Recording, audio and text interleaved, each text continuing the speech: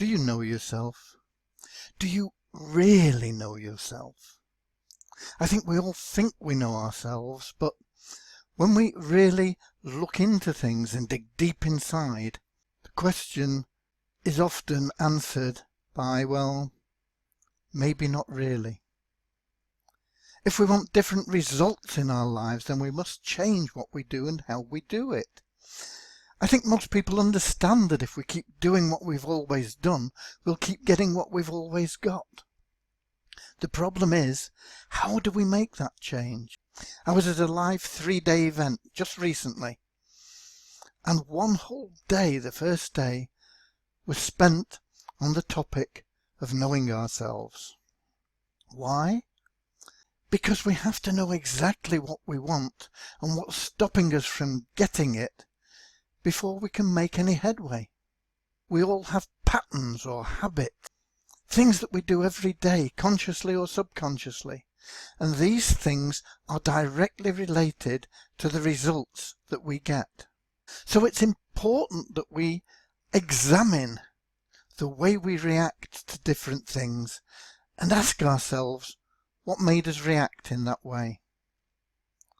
It's so very easy to blame the circumstances and become a victim of those circumstances, but we all have the power of choice as to how we react to any circumstance or set of circumstances.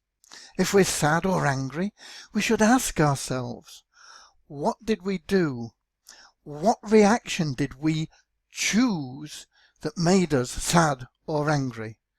And could we have chosen a different reaction that would have suited our purpose better? This self-analysis should be applied to all aspects of our life. Happiness, laughter, success, failure, and only by doing this can we move from the stance of the victim of circumstances to the control of our own destiny.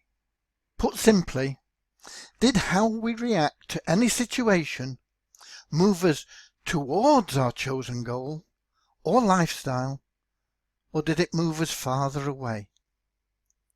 Only by analysing ourselves in this way can we break the old damaging behaviour patterns and start to introduce new and beneficial behaviour patterns into our lives. For example, if, like me, we know we're overweight, what do we do that causes us to be overweight? Knowing that we eat more than we need is not sufficient, even though it's the obvious cause. We must learn why we overeat and what patterns cause us to overeat, so that we can start to change those patterns. Each time we eat, we need to ask ourselves why we ate and why we ate what we did, and did the action move us closer to or further from our goals?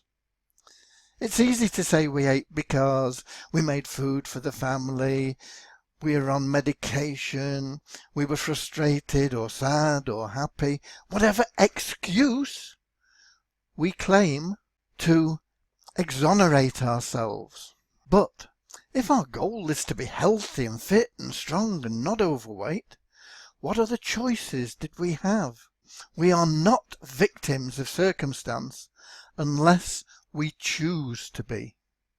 If we're overweight, it's our choice. No one is force-feeding us sugar-laden treats.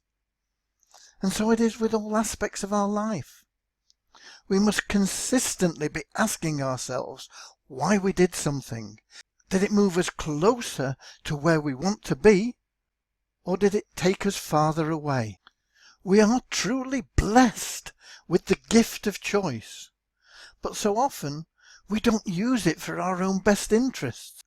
And so we become the victims of circumstance rather than the masters of our destiny. To get what we want, we must first know exactly what it is we want, and then, through constant self-analysis, create patterns that move us towards our goals. It takes courage. It requires us to acknowledge that we alone are responsible for where we are now, and that only through choosing new and better actions can we change our destination. God bless.